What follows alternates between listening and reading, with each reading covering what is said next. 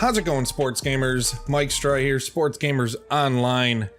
Now, back in 2017, an unknown company known as Immaculate Vision Gaming came out of nowhere to announce the return of college football video games with its upstart Gridiron Champions.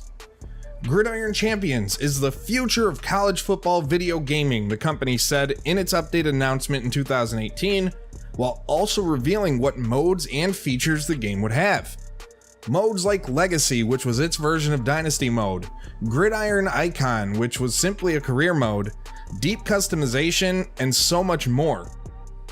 It all sounded like exactly what fans had been waiting for. Now, upon that first reveal, many met the game with both skepticism and excitement. It had been so long since an actual college football video game was released that a lot of people were just clinging and clutching to any hope that one could be coming.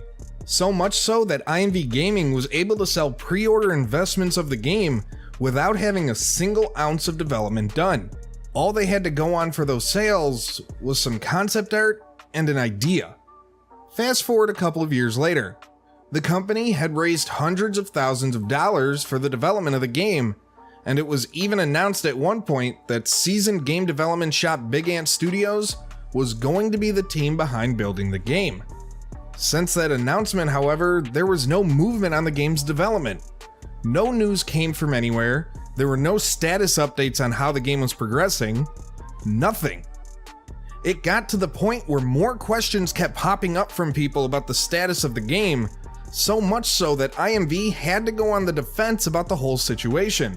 As part of that defense, August 2019 saw the company release a lengthy statement stating that a reason for the lack of movement was a lawsuit over what the company believed to be, quote, extensive slanderous communications.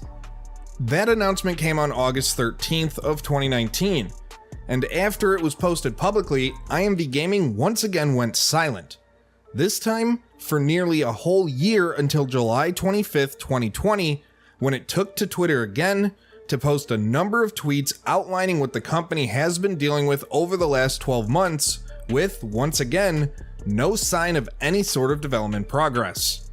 Now, according to that latest update, the company had, quote, been taken advantage of by a lawyer and advisor that were hired to help IMV Gaming network with more investors.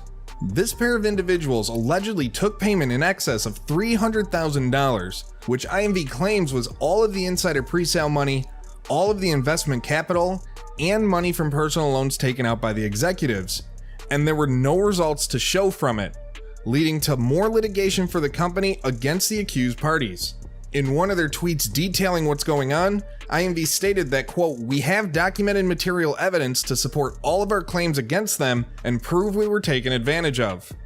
Now that's where the first major problem I have with all of this comes. The statements that IMV made say that they paid two individuals all of the money they raised in order to basically have a chance to network for more money. This lends me to believe that not a single cent was put to actual development of Gridiron Champions. You mean to tell me that over $300,000 was raised and nothing was done to build actual user interfaces, animations, gameplay, mode logic, or even audio? If it was, then show that, because saying all of the money was given to these people shows the community that terrible decisions were made and the game never had a chance of hitting a 2020 release date or anywhere even close to it. Now, because of everything, the company is out of money and forced to start the whole process over due to terrible funds management and poor overall business decisions. Now, to be fair, IMV has promised to refund all of those who've invested so far, but that won't come until they get more money via private investors. That's where yet another problem arises, and it's one that can take a long while to solve and has a good chance of not ending very pretty. The executives of the company will be looking for money not to develop or release an actual product, but to pay back all of those whose money was squandered the first time around. Now, call me crazy, but I just don't see how that happens anytime soon, if at all. It's been 3 years since an initial announcement of the game, and again, no gameplay, no real in-game images, or any sort of development update. Instead, it's all become pretty clear that this was a group that seemed to be way in over their heads. Whatever actually happened with that Big Ant partnership? What about that agreement with Flonomix Inc. that was supposed to see $5 million invested into the development of the game? What about the initial lawsuit from 2019? Were funds from the pre-sales used for the case as well? Or did you get the money elsewhere? Or what's the status of that litigation? These are answers no one has received after the initial announcements and reveals, leaving many frustrated, angry, and believing they were ripped off. Now, IMV is saying that it'll come back and announce when the funds are in hand in order to begin paying back those who initially gave money for the game's development. But based upon the past 3 years, it may be a long time that those people are kept waiting. It just goes to show that while sometimes having an idea about something great can lead to something special, it's better to have something already in production before going out and asking the public for money.